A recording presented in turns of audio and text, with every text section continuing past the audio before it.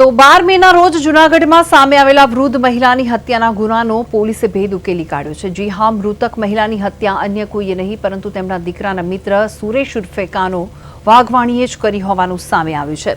આરોપી સુરેશ ટિફિન સર્વિસના ધંધા સાથે સંકળાયેલ હોવા ઉપરાંત શેર બજારમાં પણ રોકાણ કરતો હતો। તેમાં ભારે નુકસાન જતા મહિલાને પૈસાની માંગણી કરી અને આ મામલે બોલાચાલી થતા સુરેશે 12 મેના રોજ સાંજે 6 થી 9 વાગ્યાના સમયગાળા દરમિયાન મહિલાની છરીના ઘા મારીને હત્યા કરી હોવાનું પોલીસ તપાસમાં બહાર આવ્યું છે। હત્યા બાદ કોઈની શંકા ન જાય તે માટે આરોપી મૃતકના દીકરા સાથે જ રહ્યો અને અંતિમ વિધિની સામગ્રી તેમજ અગ્નિ સંસ્કારની વિધિમાં પણ જોડાયો। પોલીસે ચિત્રકૂટ સોસાયટી આસપાસના સીસીટીવી, ડ્રોન સર્વેલન્સ અને આસપાસના લોકોની પૂછપરછના આધારે તપાસ હાથ ધરી, જેમાં સુરેશની શંકાસ્પદ હિલચાલ સામે આવતા આગવી ઢબે પૂછપરછ કરતા આરોપીએ હત્યાનું કબૂલાત કરી હોવાનું સામે આવ્યું છે। જે શકમંદો હતા એને તપાસ કરતા હતા એ દરમિયાન એક વ્યક્તિ કે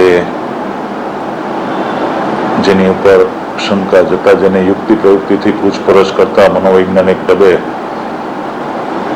એની પૂછપરછ કરતા આ ગુનાનો ભેદ ઉકેલવામાં પોલીસને સફળતા મળી છે અને આ જે બનાવ છે એ બનાવને અંજામ આપનાર વ્યક્તિ